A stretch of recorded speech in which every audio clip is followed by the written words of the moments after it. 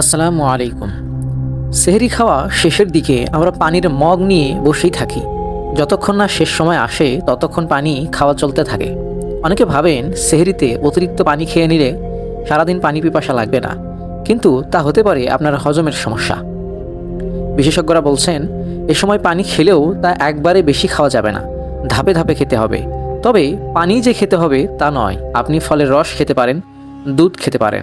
এ বিষয়ে বিশেষজ্ঞরা বলছেন খাওয়ার মাঝে বারবার পানি খাওয়া ঠিক নয়। সেহরি খাওয়ার অন্তত 10 থেকে 15 মিনিট আগে 1 গ্লাস কিংবা 2 গ্লাস পানি খাওয়া যেতে পারে। আবার সেহরি খাওয়া হলে 1 গ্লাস পানি খেতে পারেন। হাতে সময় নিয়ে উঠলে ফলের জুস খেতে পারেন। এ সময় বাজারে ভরপুর থাকে তরমুজ কিংবা বাঙ্গি, এগুলো বেছে নিতে পারেন। সকলেরই খেয়াল রাখা উচিত সুস্বাস্থ্য রক্ষার্থে ইফতার এবং সেহরি উভয়ই সমান গুরুত্বপূর্ণ। অনেক সময়ই ইফতারের উপর আমরা যতটা প্রাধান্য দিয়ে থাকি সেহরির উপর ততটা প্রাধান্য দিই না, যার ফলে আমরা রোজা রেখে হয়ে যাই অতিরিক্ত ক্লান্ত। তাই সেহরিতে খেতে হবে আমাদের সকল পুষ্টিকর খাবার, যেমন প্রচুর আঁশ সমৃদ্ধ খাবার।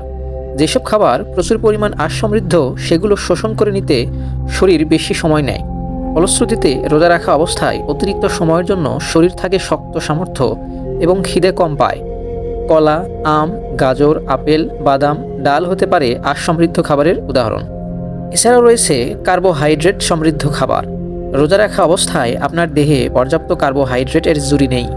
এই উপাদানের উপস্থিতি নিশ্চিত করতে সেহরিতে পরিমিত পরিমাণ ভাত, আলু, কর্নস্যুপ কিংবা দুধ জাতীয় খাবার রাখুন। ডিমে রয়েছে প্রচুর পরিমাণে প্রোটিন, যা খেলে মাংসপেশি থাকবে শক্তিশালী এবং আপনি পাবেন সারাদিন রোজা রাখার মতো প্রয়োজনীয় শক্তি। পানি সমৃদ্ধ ফল এবং সবজি। যেসব ফলে প্রচুর পরিমাণ পানি রয়েছে সেগুলো খেলে পানি তৃষ্ণা কম পাবে। দেহের পানি শূন্যতা পূরণে সেহরিতে খেতে পারেন তরমুজ, আপেল, তাল কিংবা কমলা। কম ফ্যাট সমৃদ্ধ দুধ। কম ফ্যাট সমৃদ্ধ দুধ শরীরের জন্য উপকারী। সেহরিতে 1 গ্লাস দুধ হতে পারে আপনার সারাদিনের চালিকা শক্তি। অবস্থায় যেন ক্ষুধা না লাগে এজন্য অনেকেই সেহরিতে অনেক ভারী খাবার খেয়ে থাকে, যা কখনোই করা উচিত নয়। এটা করলে আপনার পাকস্থলীর উপর পড়বে অতিরিক্ত চাপ, এমনকি হতে পারে হজমজনিত সমস্যা।